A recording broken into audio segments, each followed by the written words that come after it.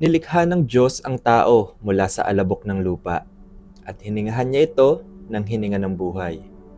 At ang tao ay nabuhay. Gumawa ang Diyos ng isang halamanan sa Eden at doon niya dinala ang taong kanyang nilalang upang ito'y pagyamanin at pangalagaan.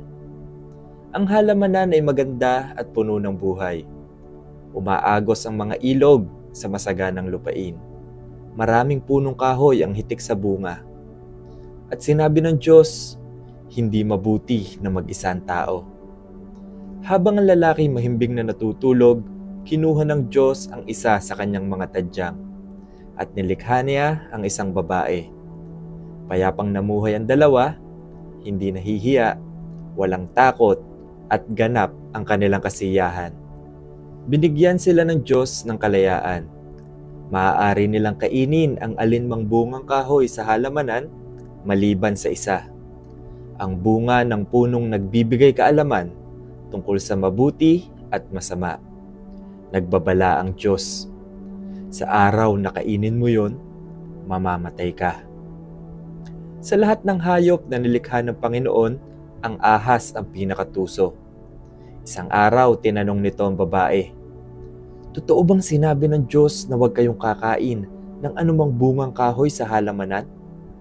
Sumagot ang babae, "Maaari naming kainin ang mga bunga ng halamanan. Huwag lamang ang bunga ng punong nasa gitna nito. Kapag kinain namin iyon, mamamatay kami." Ngunit sinabi ng ahas, "Hindi kayo mamamatay. Alam ng Diyos na kapag kinain niyo iyon, magbubukas ang inyong mga mata. Kayo'y magiging parang Diyos, nakakaalam ng mabuti at masama." Ang bunga ay napakaganda sa paningin at kaakit-akit ang pangako nitong karunungan. Pumitas ang babae at kumain. Pagkatapos, binigyan din niya ang kanyang asawa at kumain din ito. Pagkatapos noon, nagbago ang lahat. Namulat ang kanilang mga mata. Ngunit hindi sa paraang kanilang inaasahan. Nalaman nilang sila'y hubad at sa unang pagkakataon, nakaramdam sila ng hiya. Pinagtahi-tahi nila ang mga dahon ng igos upang gawing panakip sa kanilang katawan. Nang marinig nilang naglalakad ang Diyos sa halamanan, sila'y nagtago. Tinawag ng Diyos ang lalaki, "Nasaan ka?" Sumagot ang lalaki, "Natakot po ako kaya ako'y nagtago, sapagkat ako'y hubad." At sinabi ng Diyos, "Sinong nagsabi sa iyo na ika'y hubad?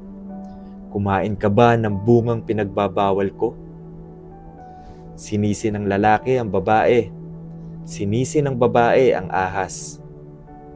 At pumasok ang kasalanan sa mundo, kasama ang takot, paninisi at pagkahiwalay sa Diyos. Nagsalita ang Diyos ng kanyang hatol. Ang ahas ay gagapang at alikabok ang magiging pagkain nito. Ang babae ay maghihirap sa panganganak at ang kanyang relasyon sa asawa ay hindi magiging madali. Ang lalaki ay magpapakahirap sa pagbubungkal ng lupa upang magkaroon ng makakain hanggang sa araw ng kanyang kamatayan. Ang kaayusan ng paglikha ay nasira. Ngunit kahit sa gitna ng paghatol, nagpakita ang Diyos ng habag. Ginawa niya sila ng kasuotan upang takpan ang kanilang kahihiyan. Pinalaya sina Adan at Eva sa hardin. Hindi dahil hindi na sila mahal ng Diyos, kundi dahil ang kasalanan ay hindi maaaring manatili sa kanyang presensya. Ang daan pabalik sa Eden ay tuluyan ng isinara. Ang kwentong ito ay hindi lamang tungkol sa pinakaunang tao. Ito'y tungkol sa ating lahat.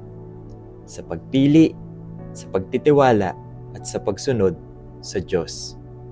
Kahit bumagsak ang sangkatauhan, hindi iniwan ng Diyos ang kanyang nilikha.